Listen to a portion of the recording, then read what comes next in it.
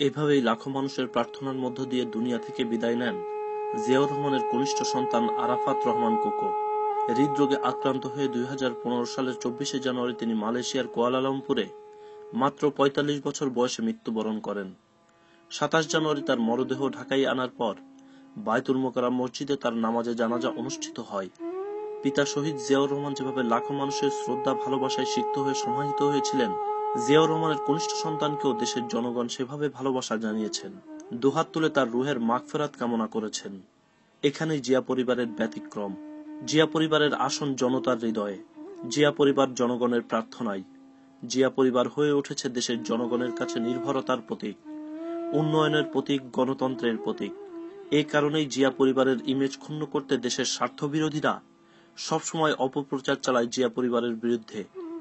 একটি বর্ণাঢ্য রাজনৈতিক পরিবারের সন্তান হয়েও রাজনীতি ও প্রচার বিমুখ ছিলেন আরাফাত রহমান কোকো। তারপরও জনগণের ভালোবাসায় ধন্য জিয়া পরিবারের সদস্য হওয়ার কারণেই দেশবিরোধীদের অপপ্রচার ও ষড়যন্ত্র থেকে রেহাই পাননি আরাফাত রহমান কোকো। অপপ্রচার ও ষড়যন্ত্রের শিকার হয়ে মা ও মাতৃভূমি থেকে জীবনের শেষ 7টি বছর নির্বাসিত জীবন কাটাতে হয়েছে ব্যাংকক ও মালয়েশিয়ায়। তারপর মায়ের কাছে মাতৃভূমিতে যখন নিষ্প্রাণ নির্বাক কোকো ফিরে এলেন ঢাকায়, তার নামাজে জানাজায় লাখো মানুষের উপস্থিতি প্রমাণ করে জিয়া পরিবারের বিরুদ্ধে অপপ্রচারে জনগণ বিভ্রান্ত নয়। আরাফাত রহমান কোকোর পিতা ছিলেন বাংলাদেশের প্রথম রাষ্ট্রপতি ও স্বাধীনতার ঘোষক, সেনাপ্রধান ও দেশের সবচেয়ে জনপ্রিয় রাজনীতিবিদ। মা সাবেক প্রধানমন্ত্রী ও বিএনপি চেয়ারপারসন বেগম খালেদা জিয়া। বড় ভাই দেশনায়ক তারেক রহমান। এমনই এক পরিবারের সন্তান হয়েও তার চলাফেরায় দাম্ভিকতা ছিল না, ছিলেন সদালপি, প্রচার বিমুখ। ব্যক্তি জীবনে ছিলেন খুবই সাদাসিধে। শিক্ষা জীবন শুরু করেছিলেন বিএফ শাহীন স্কুলে। তবে পিতা জিয়াউর রহমানের মৃত্যুর পর এক পর্যায়ে দেশ ও জনগণের স্বার্থে মা খালেদা জিয়া রাজনীতিতে যোগ দেন, হাল ধরেন বিএনপির। রাজনীতিতে ব্যস্ত হয়ে পড়ায় মা খালেদা জিয়া ছোট ছেলের নির্বিঘ্ন লেখাপড়ার জন্য আরাফাত রহমানকে পাঠিয়ে দেন যুক্তরাজ্যে চাচার কাছে। যুক্তরাজ্যে ও লেভেল করে আমেরিকা চলে যান কোকো। এ লেভেল শেষ করেন আমেরিকায়। গ্রাজুয়েশন করেন অস্ট্রেলিয়ার বিখ্যাত মনাশ ইউনিভার্সিটিতে। এরপর অস্ট্রেলিয়ায় উচ্চতর শিক্ষা গ্রহণ করেন সিভিল অ্যাভিয়েশনে। আরাফাত রহমান কোকো ছিলেন রেজিস্টার্ড পাইলট।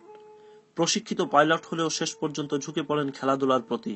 ছোটবেলা থেকেই ক্রিকেট অনুরাগী ছিলেন কোকো। নিজেও ক্রিকেট খেলতেন। ওতপ্রোতভাবে জড়িত ছিলেন ওল্ড ডিএইচ ক্লাবের সঙ্গে। 2004 ও 2005 সালে প্রিমিয়ার ডিভিশন ক্রিকেট লিগে ওল্ড ডিএইচ ক্লাব চ্যাম্পিয়ন হওয়ার গৌরব অর্জন করে। অস্ট্রেলিয়ায় পড়াশোনার সময় দেশের ক্রিকেট উন্নয়ন নিয়ে চিন্তাভাবনা করেন কোকো। 2003 সালে তার আগ্রহেই অস্ট্রেলিয়ার ক্রিকেট কোচ ডেভ হোয়াইটমোর বাংলাদেশ ক্রিকেটের হাল ধরেন। ক্রিকেট অস্ট্রেলিয়ার সাথে কোকোর ছিল ব্যক্তিগত সম্পর্ক। এর সুফলও পায় বাংলাদেশ। সম্পর্কের সূত্র ধরেই অস্ট্রেলিয়ান ক্রিকেট বোর্ডের সাথে তখন বিসিবির একটা চুক্তি হয় এবং এরই ধারাবাহিকতায় বয়সভিত্তিক থেকে শুরু করে সর্বপর্যায়ে অস্ট্রেলিয়ান কোচ, ট্রেইনার, ফিজিও পেত বাংলাদেশ। বর্তমানে বাংলাদেশের ক্রিকেটে যে গৌরবজনক অগ্রযাত্রা, এর গোড়াপত্তনে কোকোর অবদান অনস্বীকার্য। 2002 সালে বাংলাদেশ ক্রিকেট বোর্ডের উপদেষ্টা পরিষদের সদস্য হিসাবে 3 বছর দায়িত্ব পালন করেন কোকো। এ সময় তিনি বিসিবির গেম ডেভেলপমেন্ট কমিটির প্রধানের দায়িত্বও পালন করেন। তিনি আমূল বদলে দেন বয়সভিত্তিক ক্রিকেটকে। টেস্ট স্ট্যাটাস লাভের পরও একসময় বর্ষা মৌসুমে ক্রিকেটারদের হাত গুটিয়ে বসে থাকতে হতো। কোকোর উদ্যোগে ক্রিকেটের সেই সমস্যা দূর হয়। 2004 সালে মিরপুরে শেরেবাংলা স্টেডিয়ামকে জাতীয় ক্রিকেট পরিষদ এনএসসির কাছ থেকে ক্রিকেটের জন্য বরাদ্দ নিয়ে এটিকে ক্রিকেট ভেন্যু হিসাবে রূপ দেন।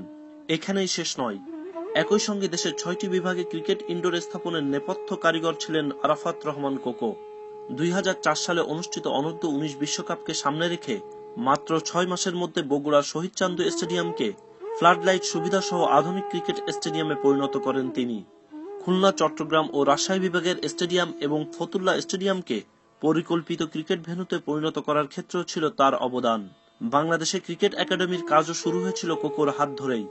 2004 অনূর্ধ্ব 19 বিশ্বকাপ আয়োজন করে সে সময় ইন্টারন্যাশনাল ক্রিকেট বোর্ড আইসিসির ভূয়সী প্রশংসা পায় বাংলাদেশ।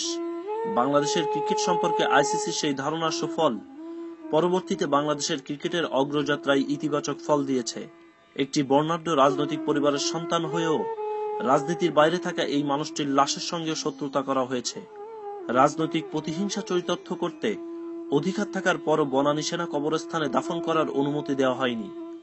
বাংলাদেশের প্রথম রাষ্ট্রপতি ও স্বাধীনতার ঘোষক সেনাপ্রধান জিয়াউর রহমানের ছোট ছেলে আরাফাত রহমান কোকোর লাশ শেষ পর্যন্ত আল্লাহর কাছে লাখো মানুষের প্রার্থনার মধ্য দিয়ে 2015 সালের 27 জানুয়ারি বনানী কবরস্থানে তাকে দাফন করা হয়। 2016 সালের 24 জানুয়ারি তার প্রথম মৃত্যুবার্ষিকীতে বিএনপি এবং আরাফাত রহমান কোকো স্মৃতি সংসদ দেশে বিদেশে দোয়া মাহফিল ও আলোচনা সভা করেছে। লন্ডনে যুক্তরাজ্য বিএনপি আয়োজিত মিলাদ মাহফিলে অংশ নেন আরাফাত রহমান কোকোর বড় ভাই BNP senior vice chairman Tarique Rahman. দুহাত তুলে প্রিয় ছোট ভাইয়ের জন্য আল্লাহর দরবারে দোয়া করেন।